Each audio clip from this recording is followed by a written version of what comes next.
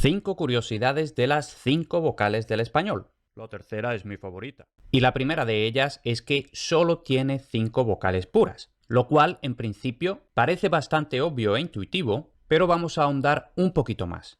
En español tenemos 5 fonemas vocálicos. Por supuesto, si nos ponemos a contar los alófonos de las vocales tenemos muchos sonidos más, pero fonemas propiamente hay solo 5. Mientras que en la mayoría de las lenguas romances hay más de 5.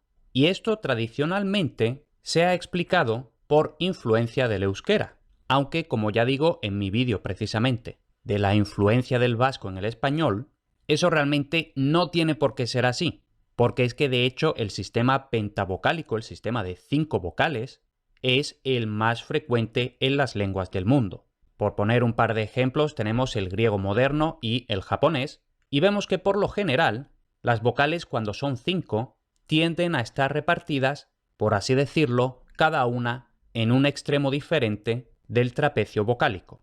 Es decir, que la distribución de las vocales tiende a ser muy similar.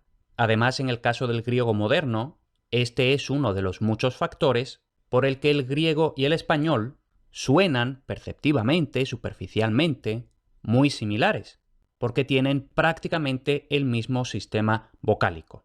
Y como digo, el sistema pentavocálico es el más frecuente en las lenguas del mundo. Se estima que más del 20% de las lenguas del mundo tienen solo 5 fonemas vocálicos y el siguiente grupo, con 6 vocales, baja hasta el 13,6%. El siguiente grupo, con 7 vocales, en torno al 10%, y todos los demás sistemas, desde los que tienen 3 vocales hasta los que tienen 17 o más, son prácticamente la otra mitad. Y estos son los porcentajes si consideramos propiamente fonemas vocálicos. Si consideramos timbres vocálicos, por poner un ejemplo, en latín clásico tenemos 10 vocales porque tenemos 5 timbres y cada uno de esos timbres puede ser breve o largo.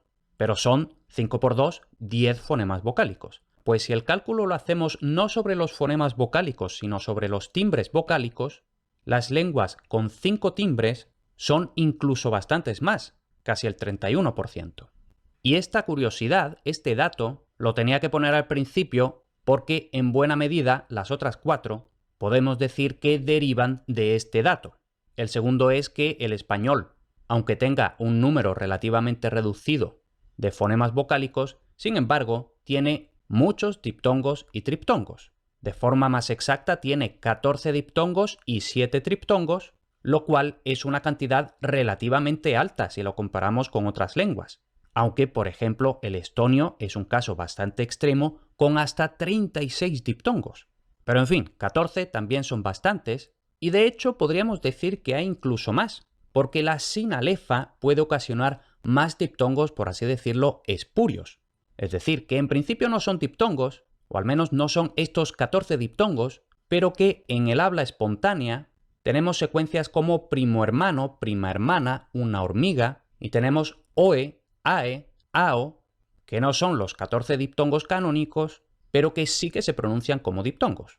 Y si nos metemos en los triptongos, tenemos una curiosidad sobre iai y iei, y es que solo aparecen, por supuesto si dejamos de lado préstamos y tal, pero solo aparecen en la conjugación de vosotros, lo cual básicamente significa que solo aparecen en España y ni siquiera en toda España. Por ejemplo, en vosotros cambiáis y vosotros cambiéis. Y estos triptongos son lo que en lingüística histórica se llaman secundarios, porque por así decirlo no estaban ahí originariamente, sino que aparecen de forma secundaria, muy tardía, cuando se pierde la D que estaba ahí. Entonces esto, por ejemplo, en la Edad Media era cambiades, y una vez que se pierde esa D intervocálica, igual que hoy, por ejemplo, todavía pasa en cambiado, cambiao.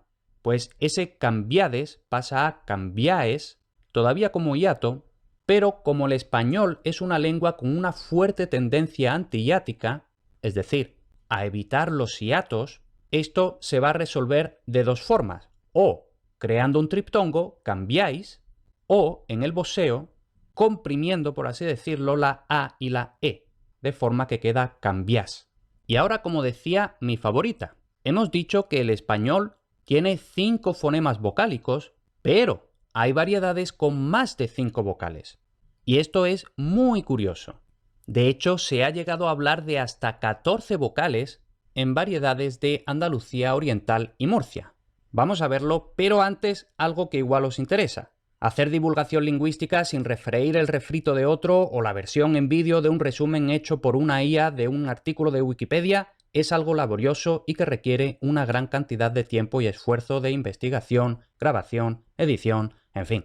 Podéis uniros a mi Patreon para apoyar esta labor y de paso os lleváis beneficios relevantes de verdad como acceso anticipado a los vídeos, sin publicidad, prioridad para proponer temas e incluso algunos de mis contenidos de pago.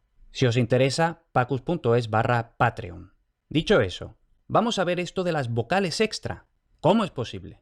En estas variedades, lo más frecuente es que se elida, se pierda la S final, pero todo el mundo sabe que la S final es una marca morfológica importante, porque distingue el singular del plural, casa, frente a casas, o, por ejemplo, formas como viene frente a vienes. Él viene, tú vienes. Entonces, por así decirlo, hay que compensar esa pérdida. Porque sí, por supuesto, tenemos, por ejemplo, el coche o los coches. Si se pierde, y cuando digo pierde, no es que se aspire, es que se pierde totalmente la S.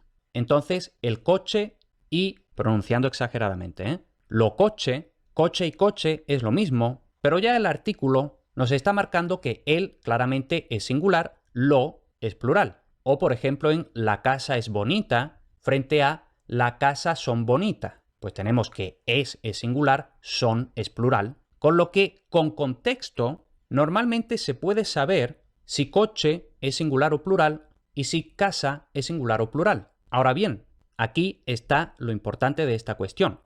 Estos hablantes de estas variedades pueden percibir y producir, por supuesto, la diferencia incluso sin contexto externo. Según habíamos visto, por ejemplo, ese el coche, lo coche, la casa es la casa son. Nada, sin contexto, las palabras aisladas. Por ejemplo, tenemos niño, singular, y ahora, el plural se pronuncia con una O abierta. Niño.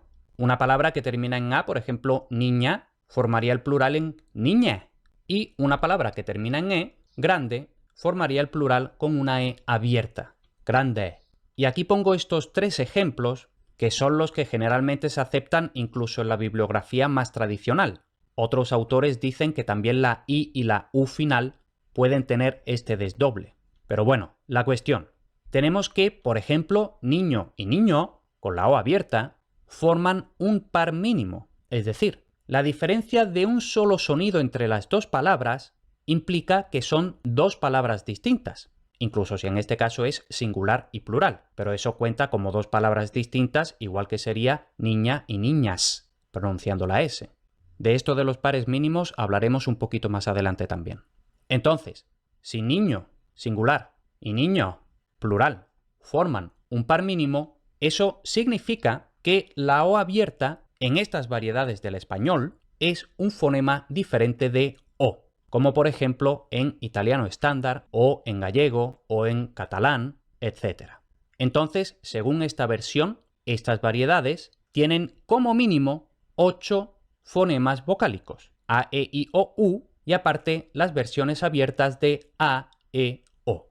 Si también consideramos I y U, pues tendríamos 10. Pero es que incluso se ha llegado a hablar de que las vocales son distintas según si lo que se ha perdido es una S, una Z o una R. Lo que no está del todo claro es si ahora la diferencia es solo de timbre, la vocal es más abierta o más cerrada, o si la diferencia realmente es más bien de cantidad, si la vocal es más larga o más breve, o incluso de intensidad. Eso todavía no está muy claro. Si os interesa muchísimo el tema, os podéis leer este artículo, 14 vocales del andaluz oriental, de Alfredo Herrero de Haro. Está disponible en abierto, dirección fácil, pacus.es/14 vocales.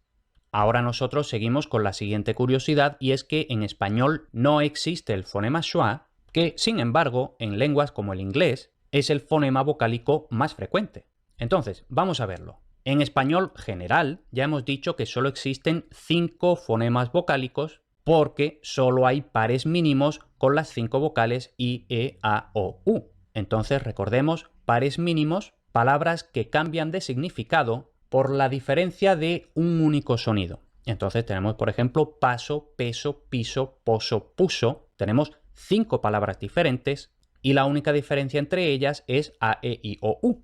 Entonces, no hay ningún par mínimo en español que incluya schwa, por tanto, no es un fonema en español. Mientras que, como habíamos dicho, en inglés es de hecho la vocal más frecuente y sí es un fonema propio, porque, por ejemplo, distingue el par mínimo, al menos en teoría, accept, aceptar, y except. Y digo en teoría porque esta es una falta ortográfica muy frecuente en inglés, lo cual quiere decir que las dos palabras normalmente se pronuncian igual. Pero bueno, nos centramos en el español y todavía no hemos dicho exactamente qué es la schwa.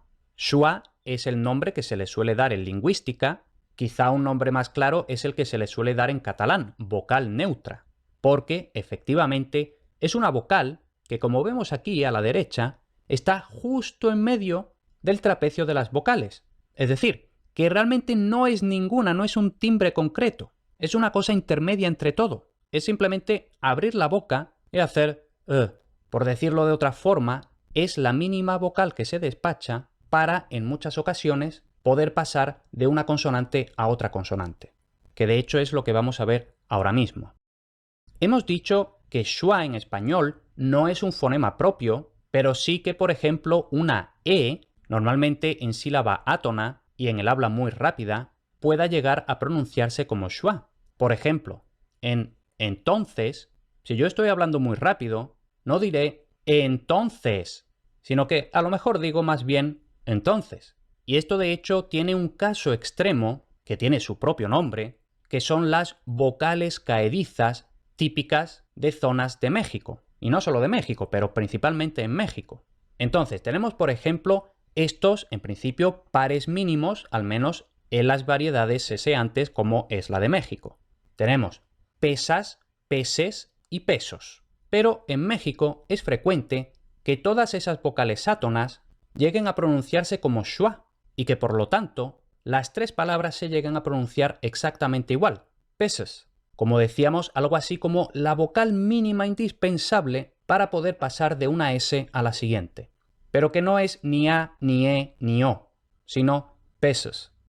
Y llegamos ya a la última curiosidad. La mitad de una palabra está formada por vocales. Concretamente el 47,13% de los sonidos en un texto cualquiera en español van a ser vocales. Y luego dentro de ese 47,13% tenemos la siguiente distribución. La E y la A tienen exactamente el mismo porcentaje de aparición, son las dos vocales más frecuentes. La siguiente es la O, la cuarta es la I y la última, con muchísima diferencia, es la U. Y ahora, algunas razones de que en español haya tantas vocales. Ojo, no tanta cantidad de fonemas vocálicos, sino una distribución tan alta de vocales en un texto, en una palabra española, que son dos cosas bien distintas. Primero, toda sílaba en español requiere un núcleo vocálico, ya sea una vocal pura o un diptongo o un triptongo. En español, al contrario que en otras lenguas, como por ejemplo en inglés, para que haya una sílaba tiene que haber una vocal. Luego, además, en español, alrededor del 70% de las sílabas terminan en vocal, es decir, no terminan en consonante, por lo que ahí estamos perdiendo una gran cantidad de consonantes, al no tener consonantes al final de la sílaba. De hecho, la sílaba típica española es consonante vocal o, si acaso, consonante vocal. Por ejemplo, la, lo, lu, eso es consonante vocal, o pla, cre, consonante vocal. Y esto, por compararlo con una lengua que conozcamos bien, en inglés tenemos datos muy diferentes. Solo el 40% de las sílabas terminan en vocal y de hecho se llega a admitir una estructura tan compleja como consonante, vocal, consonante, consonante. Todo eso es una sola sílaba, al menos potencialmente. Podemos llegar a tener una sílaba con 6 consonantes, como por ejemplo en twelfths. Y con eso ya hemos terminado. Como decía, podéis uniros a mi Patreon para apoyar la labor de divulgación lingüística y de paso lleváis beneficios relevantes de verdad, como acceso anticipado a los vídeos, sin publicidad, prioridad para proponer temas e incluso algunos de mis contenidos de pago. pacus.es/Patreon.